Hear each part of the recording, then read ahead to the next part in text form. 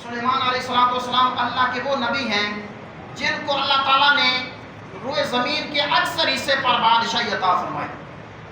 ایسے سمجھے کہ ساری زمین پر اللہ نے بادشاہی عطا فرمائی، یہاں تک کہ ہوا کو بھی ان کے تصرف میں قبضے کے اندر دے دیا گیا. یہاں تک کہ وہ جن جو ایک بڑی سخت مخلوق ہے وہ بھی سلیمان اللہ کے نبی کے تابع ہیں، وہ جن بھی تابع ہیں. ہر چیز پر اللہ نے حکمرانی عطا فرمائی. تو ایک دن کیا ہوا، یہ رب ذوالجلال قرآن کے اندر اس کا تذکرہ فرما ہے. وَحُشِرَ لِسُلَيْمَانَ جُنُودُهُ مِنَ الْجِنِّ وَالْإِنسِ وَالطَّيْرِ فَهُمْ يُوزَعُونَ. رب ذوالجلال فرماتا ہے ایک دن سلیمان علیہ السلام نے اپنے لشکروں کو اکٹھا کیا. اب وہ لشکر کون سے تھے؟ اس کے اندر انسانوں کی بھی فوج تھی، اس کے اندر جن بھی تھے، اس کے اندر پرندے بھی لشکر کے اندر موجود تھے. یہ سارے لشکر جو تھے نا ان کو اکٹھا کیا اللہ کے نبی سلیمان علیہ السلام. چلے وہاں سے چلتے چلتے حتیٰ اذا اتوا علی وادی النمل، یہاں تک کہ ایک وادی نمل کے پاس سے جو ہے نا وہ گزرے. جب وادی نمل کے قریب پہنچے نا، نمل کہتے ہیں چیونٹی کو، کیڑی کو، تو جب اس آبادی کے قریب پہنچے نا، اس وادی نمل کے قریب، تو وہاں رب ذوالجلال فرماتا ہے قالت نملۃ یا ایھا النمل ادخلوا مساکنکم. تو ایک چیونٹی تھی جو باقی چیونٹیوں کی سردار تھی، وہ ان سے کہنے لگی ہے چیونٹیوں آپ نے اپنے دلوں کے اندر چلے جاؤ، آپ نے اپنے گھروں میں داخل ہو جاؤ. کیوں؟ اس لیے کہ لا یحطمنکم سلیمان وجنودہ وہم لا یشعرون. کہیں ایسے نہ ہو کہ بے خبری میں سلیمان اور اس کا لشکر جو ہے وہ تمہیں روند ڈالے، کچل ڈالے، کہیں ایسے نہ ہو جائے. اب اس چیونٹی سے 7 میل دور ہے اللہ کے نبی سلیمان علیہ السلام. 2-4 قدم کا فاصلہ نہیں، 7 میل ابھی وہ چیونٹی جو ہے نا اس سے دور ہے اللہ کے نبی سلیمان علیہ السلام. میں قرآن کا وہ لفظ پڑھ کر سنا رہا ہوں، ویسے خلاصہ بھی سنایا جا سکتا ہے. آگے پہ فَتَبَسَّمَ ضَاحِكًا مِنْ قَوْلِهَا، جب اس چیونٹی نے اپنی متاعد چیونٹیوں سے یہ بات کی نا کہ کہیں سلیمان کا لشکر تمہیں روند نہ دے، تو 7 میل دور سے اللہ کا نبی سلیمان علیہ السلام تبسم ضاحكا من قولها، اللہ کا نبی مسکراتا ہے. سلیمان علیہ السلام مسکرائے کس بات سے؟ ضاحكا من قولها، جو اس چیونٹی نے وہ بات کی تھی وہ 7 میل کی مسافت سے اللہ کا نبی سن رہا ہے اور سن کر اس پر مسکرا رہا ہے. فقال رب اوزعنی ان اشکر نعمتک التی انعمت علی.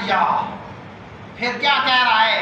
اے اللہ، اس کا میں خلاصہ بیان، اے اللہ تیرا شکر ہے کہ تو نے مجھے یہ طاقت عطا فرمائی ہے. جیسے جو چیونٹی ہوتی ہے نا کیڑی، اس کو کان کے اندر بھی رکھ دینا تو پتہ نہیں چلتا یہ کیا بات کر رہی ہے، بلکہ یہاں تک سائنس کہتی ہے کہ چیونٹی کی تو زبان ہی نہیں ہوتی، بلکہ چیونٹی جو ہوتی ہے نا اس کے آگے 2 جو ہے نا اس طرح بال ہوتے ہیں، ان بالوں کو آپس میں وہ رگڑتی ہے مخصوص انداز میں. وہی ایک چیونٹی کا دوسری چیونٹی کو پیغام دینے کے لیے جو ہے نا وہی ایک سورس وسیلے ہے. یعنی وہ اس طرح بالوں کو رگڑ دیا تو دوسری چیونٹی اس کو محسوس کر کے سمجھ جاتی کہ یہ کیا کہہ رہے ہیں.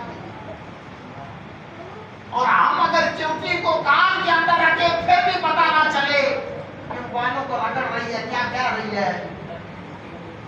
لوگ کہتے ہیں نبی ہمارے جیسا بشر.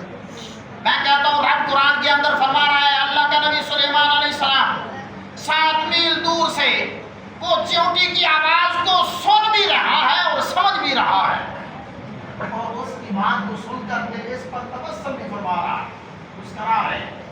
اور پھر ساتھ ساتھ یہ بھی کہہ رہے ہیں کہ اللہ تیرا شکر ہے کہ تو نے مجھے یہ نعمت عطا فرمائی ہے، تو نے مجھے یہ نعمت عطا فرمائی. اچھا یہاں سے پھر آگے چلتے ہیں، میں اصل واقعے کی طرف جو آنے لگا جو میرا پوائنٹ ہے.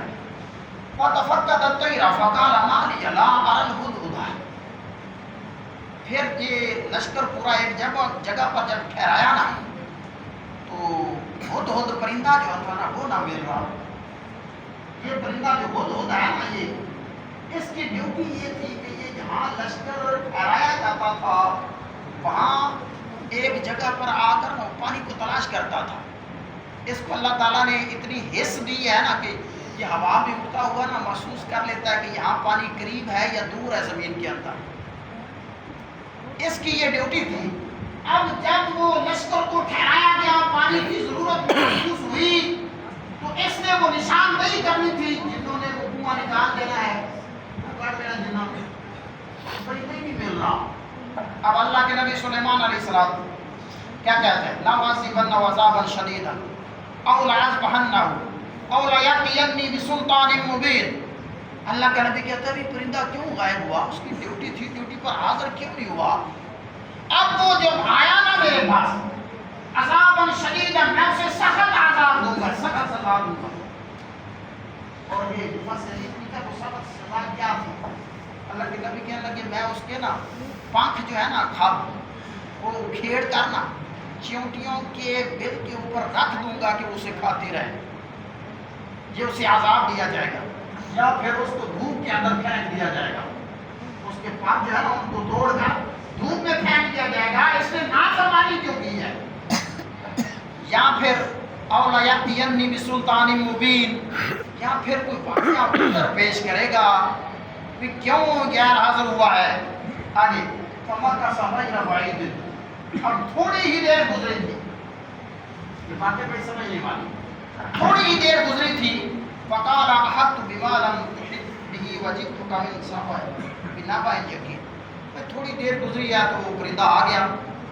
پوچھا بھی تو کہاں گیا تھا؟ وہ کہتا ہے میں بس وہ سمجھے نا وہ سیر سپاٹے کے لیے نکلا تھا, تو میں اڑتا اڑتا کہیں چلا گیا. آگے میں نے دیکھا کہ ایک عورت ہے, ملکہ بلقیس, ایک عورت ہے ملک سبا کے اندر. ان وجدت امرأة تملکہ, کہ جو بادشاہی کر رہی ہے, جس کا ایک بہت بڑا تخت ہے, جس کا ایک بہت بڑا تخت ہے, 7 کمروں کے اندر وہ بند ہے, پہرے دار بھی کھڑے ہیں, اور وہاں پر وہ میٹنگ کرتے ہیں, وہ شورا وہاں بیٹھتی ہے. اور وہ ہیں کون؟ فَجَدْتُهَا وَقَوْمَهَا يَسْجُدُونَ لِلشَّمْسِ. وہ عورت بھی اور اس کی قوم بھی سارے کے سارے سورج کی پوجا کرنے والے ہیں, وہ شرک کرنے والے ہیں. يَسْجُدُونَ لِلشَّمْسِ مِن دُونِ اللَّهِ, ایک اللہ کو چھوڑ کر, وہ وحدہ لا شریک کو چھوڑ کر غیر اللہ کو سجدہ کر رہے ہیں. اب یہ ساری خبر اس نے جب سلیمان علیہ السلام کو پہنچائی نا, تو آگے پھر آپ نے فرمایا کہ کالا سنت ہوا سبق تھا مکمل کاذبی, میں انتظار کرتا ہوں, میں دیکھتا ہوں کہ تو سچ بول رہا ہے جھوٹ بول رہا ہے. اب سلیمان اللہ کے نبی نے پھر ایک خط لکھا.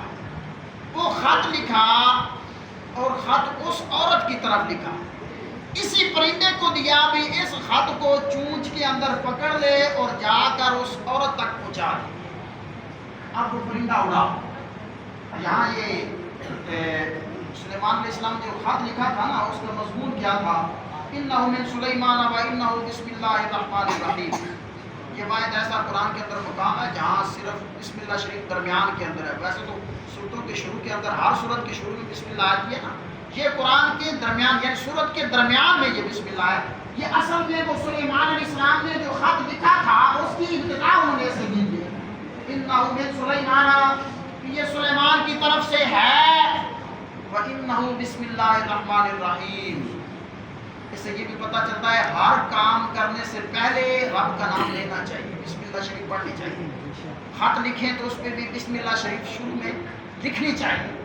تو سلیمان علیہ السلام نے یہ خط لکھا اور وہ اس پرندے کو دیا. وہ پرندہ لے کر چلا گیا وہاں, اس کی جا کر اس کی گود کے اندر اس نے جو ہے خط ڈال دیا, اور خود جا کر نا کھڑکی میں اس طرح بیٹھ کر دیکھنے لگا کہ آپ یہ مشورہ کیا کرتے ہیں.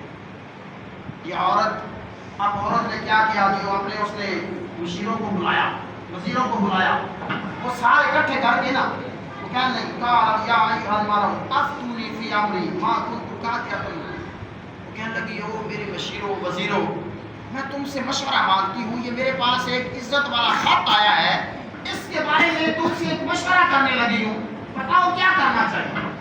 اچھا پھر قالوا نحن اولو قوة واولو بأس شدید فالامر الیک فانظر ماذا تأمرین.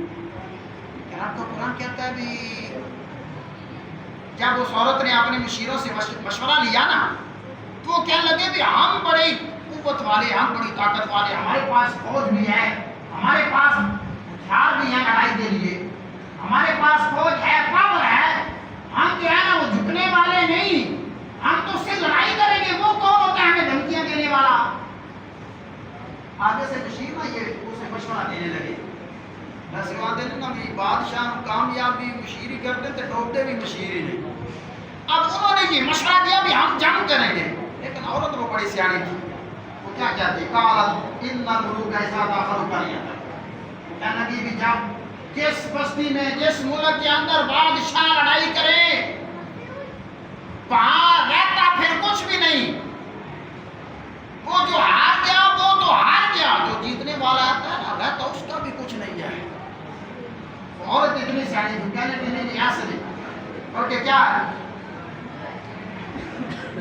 وَكَذَلِكَ يَفْعَلُونَ وَإِنِّي مُرْسِلَةٌ إِلَيْهِمْ بِهَدِيَّةٍ، وہ کہنے لگی کہ میں اس بادشاہ کی طرف نہ کچھ ہدیہ بھیجتی ہوں،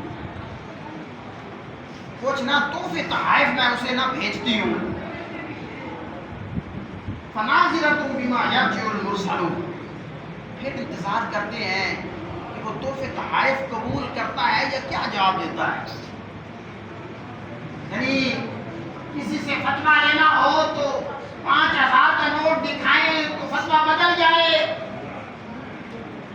کہا نہیں میں دیکھتی ہوں چیک کرتی ہوں بھی بندہ کیسا ہے، وہ دنیا دار بندہ ہے یا رب کو ماننے والا، وہ رب کا توکل کرنے والا بھی ہے۔ کہ بندے کو ہونا تو ایسے چاہیے نا، جو مسئلہ ہے وہ مسئلہ ہے، وہ چاہے 5000 نہیں پوری دنیا بھی کوئی لا کر رکھ دینا، لیکن وہ کہے نہیں نہیں قرآن نہیں بدلا جائے گا، نبی کا فرمان نہیں بدلا جائے گا، جو مسئلہ ہے وہ مسئلہ ہے۔ یہ کوئی امام احمد بن حنبل سے پوچھے نا کہ ساری قوت ایک طرف ہے، وقت کا بادشاہ ایک طرف ہے، یعنی پوری دنیا ایک طرف ہے، اور اکیلا امام احمد بن حنبل کھڑا جو ہے نا وہ مقابلہ کر رہا ہے۔ یہ اگر کسی نے پوچھنا ہے تو مجدد الافسانی سے پوچھے کہ دین کی قیمت کیا ہے، اللہ والے جو ہے نا وہ کتنے دل گردے کے مالک ہوتے ہیں کہ وہ جیل بھی برداشت کر لیتے ہیں۔ وہ گوالیا کی جیل کے اندر مجدد الافسانی نے نعرے لگا رہا تھا، اور دوسری طرف اکبر بادشاہ جو پورے ہندوستان پر راج کرنے والا بادشاہ، اور یعنی یہ پاور کا مالک، لیکن اکیلا بندہ اس کے خلاف کھڑا، اور آخر میں جب بندہ حق پر ڈٹ جاتا ہے نا اللہ کے حکم سے فتح اللہ اسی کو ہی عطا فرماتا ہے۔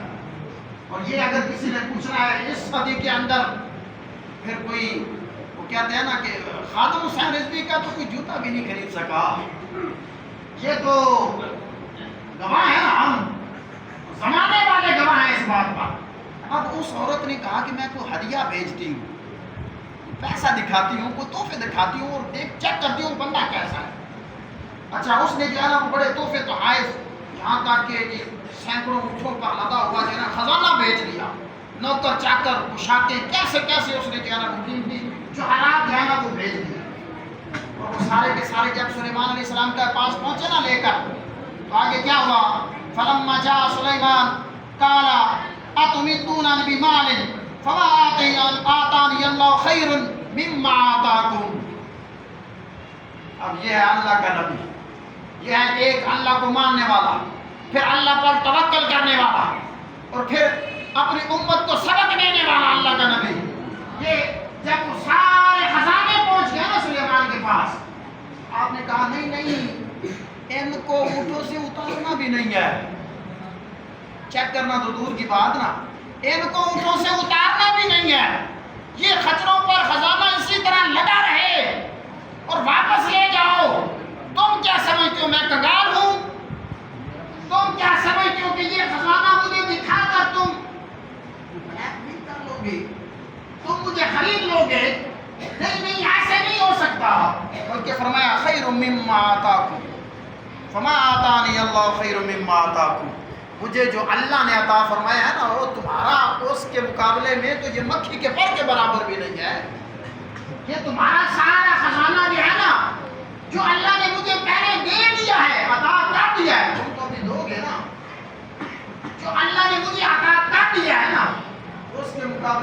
مکھی کے پر کی حیثیت بھی نہیں رکھتا، وہ بہتر ہے جو اللہ نے مجھے عطا فرمایا ہے اور میں اسی پر توکل کرنے والا ہوں۔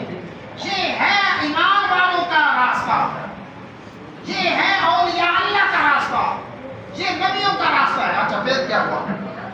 جب وہ سارا خزانہ واپس چلا گیا نا، اب وہ عورت ان سے کہنے لگی وزیروں مشیروں سے، آپ بتاؤ کیا اس بچے کو خرید سکتا ہے؟ اب اس نے کہا کہ تم سارے چھوڑو، تم یہاں رہو، میں خود جاتی ہوں، کیونکہ وہ بندہ تو معمولی نہیں ہے۔ اللہ اکبر۔ پھر وہ وہاں سے چلی، اب جو اصل پوائنٹ کی طرف میں آنے لگا، وہاں سے وہ چلی، دوسرے ملک سے وہ چلی، ملکہ بلقیس ملک سبا سے چلی۔ جب 3 میل کی مسافت رہ گئی نا، اتنی وہ قریب آ گئی، ادھر وہ پرندہ اڑتا ہوا آیا، اس نے آ کر بتایا جناب اب وہ خود آنے لگی ہے، اور 3 میل جب وہ قریب آ گئی نا، صرف 3 میل کی مسافت رہ گئی نا، بالکل قریب آ گئی، تو اللہ کا نبی سلیمان علیہ السلام قال یا ایھا الملأ، اب پھر اللہ کا نبی اپنے وزیروں سے مشورہ کرتا ہے، اب یہ اپنے ماننے والوں سے پھر بات کہتا ہے، یا ایھا الملأ، اے میرا کلمہ پڑھنے والوں، اے مجھے ماننے والوں، ایکم یاتینی بعشیاء، اب وہ ان سے کہتا ہے کہ تم میں سے کوئی ہے جو اس ملکہ بلقیس کا وہ تخت میرے پاس لائے، قبل ان یاتونی مسلمین، اس کے آنے سے پہلے پہلے، یہ جو 3 میل کی مسافت رہ گئی ہے نا، اس کے میرے پاس پہنچنے سے پہلے پہلے تم میں کوئی ہے جو اس کا تخت لے کر آئے۔ اب اتنے میں کیا ہوتا ہے؟ قال عفریت من الجن، ایک جن اٹھتا ہے، جن تو چھوٹا جی ابھی مار نہیں ہوتا، لیکن رب کا قرآن کہہ رہا ہے، میں اس لیے یہ قرآن سے سارا واقعہ بیان کر رہا ہوں، ویسے اولیاء اللہ کی کرامتیں حکایات کتابیں بھری پڑی ہیں، لیکن وہ کوئی نہیں مانتا تو ہم کیا کہہ سکتے ہیں؟ قرآن کا تو کوئی انکار نہیں نہ کرے گا، جو اس کا انکار کرے وہ تو اسلام سے خارج ہے، اس کے تو ایک حرف کا انکار کرنے والا دار اسلام سے خارج ہو جاتا ہے۔ اب رب کا قرآن، میں اس لیے یہ قرآن سے نا وہ مخصوص کیا میں نے، قال عفریت من الجن، جنوں میں سے ایک بڑا جن اٹھا جس کو اپنی قوت پر نا پاور پر مان تھا، عفریت من الجن، عام جن نہیں، حالانکہ جن عام بھی مان نہیں ہوتا، عفریت من الجن، جنہ جو سب تو پاور والا جن اٹھا، کیا کہتا ہے؟ قال عفریت من الجن انا آتیک بہ قبل ان تقوم من مقامک، کہتا ہے میں جناب وہ تخت لے کر آؤں گا جو 7 دروازوں میں بند ہے، پہرے دار بھی کھڑے ہیں، ہر دروازہ تالا لگایا گیا ہے، اور وہ دروازہ بھی اس طرح کا دروازہ نہیں، یہ پیچھے جو ہے نا مغلیہ دور میں چلے جائیں کتنا بڑا بڑا دروازے، یعنی وہ بڑے مضبوطی کے ساتھ اس کو سنبھال کے رکھا ہوا ہے اس طاقت کو۔ تو جن کہتا ہے جناب میں وہ لے آؤں گا، اللہ کا نبی پوچھتا ہے کتنی دیر میں لائے گا؟ ان تقوم من مقامک، وہ کہتا ہے جناب تھوڑی دیر تو لگ ہی جائے گی، کچھ دیر تو لگ ہی جائے گی، یہ آپ کی مجلس برخاست کرنے سے پہلے پہلے میں لے آؤں گا۔ اور آگے پھر ساتھ یہ بھی کہنا ہوا وَإِنِّي عَلَيْهِ لَقَوِيٌّ أَمِينٌ، کہنے لگا میں ایمانت دار بھی ہے سر، میں جو نا وہ بڑی قوت آ گیا، اس کو اپنی طاقت پر مان تھا اس جن کو، اور ساتھ ساتھ وہ کہتا ہے کہ میں ایمانت دار بھی ہوں، اس میں سے کوئی ہیرا چراؤں گا نہیں، کہ جن چراؤں رام دیتے نہیں نا، میں نہیں چراؤں گا، ایمانت دار بھی ہوں، اور میں بڑی قوت والا ہوں، وہ تخت لے آؤں گا۔ لیکن جناب کچھ دیر لگ جائے، اللہ کا نبی پھر سلیمان علیہ السلام کہتا ہے نہیں نہیں مجھے اس سے بھی پہلے چاہیے، کیونکہ ہم نے کچھ کام اس سے پہلے اور بھی کرنا ہے اس کے آنے سے پہلے پہلے، کیونکہ قرآن دس رہا کی کام کرنا سی، جدو آ گیا نا تخت انہوں نے آخیا بھی یہ ہولیا بگاڑ دیو، اے نا وہ آزمانا ہے تو پوچھنا بھی ہے تیرا تخت ہے یا نہیں، آزمائش بھی کر رہی ہے، یعنی کچھ کام ہم نے اس کے آنے سے پہلے پہلے اور بھی کرنا ہے، اس سے بھی پہلے چاہیے۔ اب اتنے میں پھر ایک اللہ کا ولی کھڑا ہوتا ہے. قال الذی عنده علم من الکتاب. ایک اللہ کا ولی اٹھتا ہے بھی جو جن جو ہے نا وہ بھی لانے میں دیر لگاتا ہے نا، وہ ایک اللہ کا ولی جس کو اللہ نے طاقت عطا فرمائی ہوئی ہے، اور نام ہے آصف بن برقیہ. وہ کھڑا ہوتا ہے کہتا ہے حضور میں وہ تخت لے کر آؤں گا. اب اللہ کا نبی کہتا ہے کتنی دیر میں لائے گا؟ قبل ان یرتد الیک طرفک. حضور آنکھ جھپکنے سے پہلے لے کر آؤں گا. سبحان اللہ. اب طرفک جو ہے نا، یہ عربی کے اندر طرفک کا معنی آنکھ جھپکنا ہوتا ہے کہ یہ کھلی میری آنکھ ہے نا، بند کیا پھر کھولی ہے، اس کو کہتے ہیں آنکھ جھپکنا. لیکن طرفک جو طرف العین ہوتا ہے نا، اس کا معنی ہوتا ہے کہ اگر بند آنکھ ہے تو صرف کھولنا اور کھلی ہے تو صرف بند کرنا. کہا بھئی کھلی آنکھ کو بند کر کے پھر کھولنے میں بھی دیر لگتی ہے، بھئی اتنی دیر بھی نہیں لگے گی، بلکہ صرف کھلی آنکھ کو بند کرنے میں جتنی دیر لگتی ہے نا، اس سے بھی پہلے وہ تخت لے آؤں گا. اب صرف وہ یہ باتیں نہیں کر رہا تھا، میں کر دوں گا. حکومت وعدے کر دیجیے، ہر حکومت وعدے کر دیجیے اسی کر دینا ہے، ہوتا کچھ بھی نہیں. یعنی سبز باغ دکھایا جاتا ہے نہیں، ایسے نہیں، بلکہ آگے رب کا قرآن کیا کہتا ہے؟ فَلَمَّا رَآهُ مُسْتَقِرًّا عِندَهُ. ابھی وہ پلک جھپکنے کی دیر لگی اور ادھر اللہ کے نبی سلیمان علیہ السلام دیکھتے ہیں تخت پاس پڑا ہوا بھی ہے. فَلَمَّا رَآهُ. اللہ کے نبی نے پھر جب تخت کو دیکھا مستقرًا عِندَهُ، اپنے پاس پڑا ہوا، قال هذا من فضل ربی. پھر اللہ کا نبی کیا کہتا ہے؟ یہ میرے رب کا فضل ہے، یہ میرے رب کا فضل ہے کہ اس نے میری امتی کو، میرے کلمہ پڑھنے والے کو بھی اتنی طاقت عطا فرما دی ہے. جس کے امتی کی یہ طاقت ہے، اس نبی کی طاقت کا کون اندازہ کر سکتا ہے؟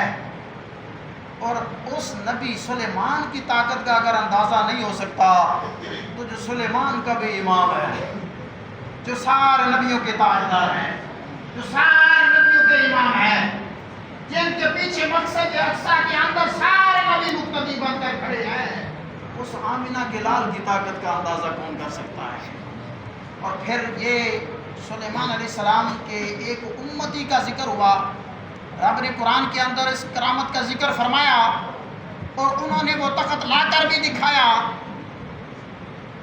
جیسے رب ذوالجلال نے اسی قرآن کے اندر اعلان فرمایا کنتم خیر امت اخرجت للناس.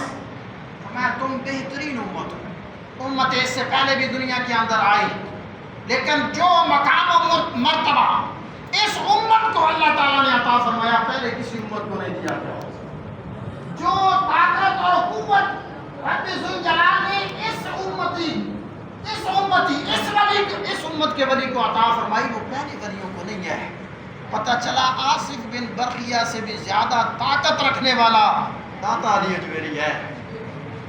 آصف بن برقیہ سے زیادہ طاقت رکھنے والا اس امت کا ولی ہے.